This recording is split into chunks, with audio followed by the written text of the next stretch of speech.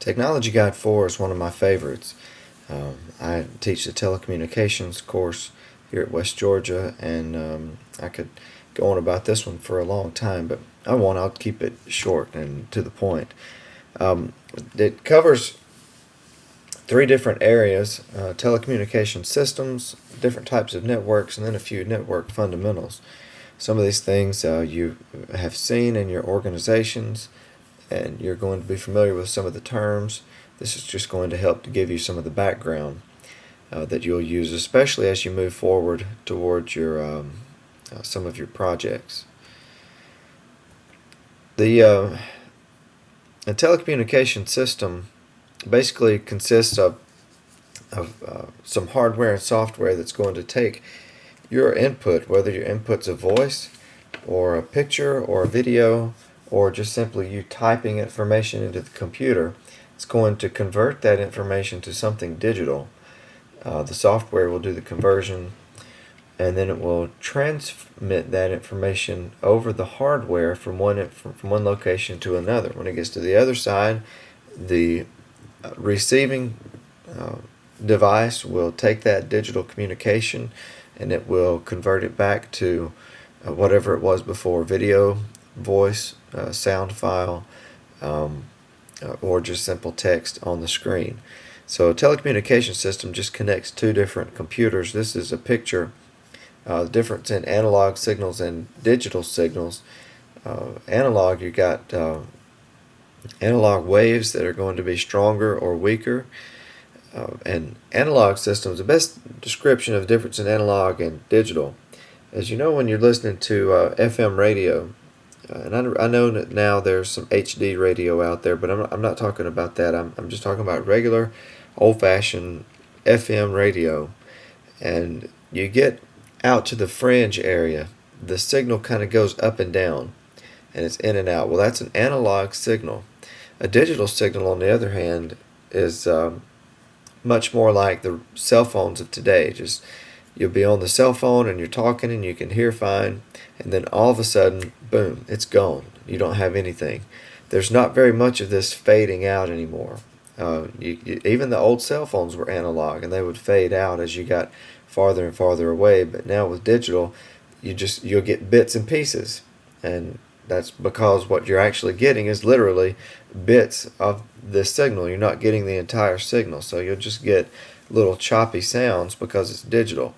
So that's just a pretty good picture there of the difference analog and digital. This is what I was just talking about before. You've got your two computers on both sides, you've got your communication processors, and then you've got some kind of channel media in between. That's really a real good basic illustration of every computer network. A lot of times your computer communications processors are actually going to be modems. So the modem is the word that we use to describe that most often. And there we go. You've got multiplexers and front-end processors also, but the modem is the one that you're the most familiar with. Then we've got different types of cable. I mean, this is just stuff that you have probably heard of and seen. Different transmission speeds, types of networks. There's local area networks, wide area networks, value-added, and enterprise networks that the text discusses. Local area networks are those that are typically within a single floor or a single building.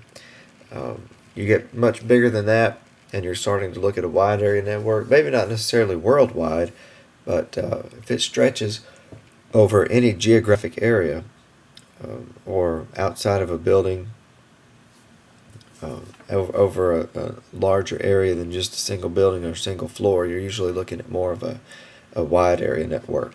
There are some that's sort of in between. For example, on a college campus, we have local area networks within the College of Business. We have two separate buildings, so we connect the two buildings in a local area network, but then we're also tied to the larger campus network. And the campus network is not necessarily, it is a local area network, but it provides the larger campus area also. Now the wide area network more specifically is when we would connect to PeachNet to receive our internet access through the PeachNet system here in Georgia. So there's wide area networks, local area networks. Typically, they're pretty easy to define, but sometimes the edges get a little blurred depending on the size of the geographic area that you're actually covering. Enterprise networks, you can read about that. Network fundamentals. This is all pretty interesting. There's basically two types of networks. There's client server and peer-to-peer. Almost everything is running client server now, except what we do at home. A lot of our home networks operate off of peer-to-peer processing. We're sharing files and printers and photos, videos, and everything without a server per se between the computers. So we're just sharing the information. So in a peer-to-peer network, each computer is acting as both a client and a server. So there's you can read about that. I think you'll find it interesting. The TCP/IP protocol.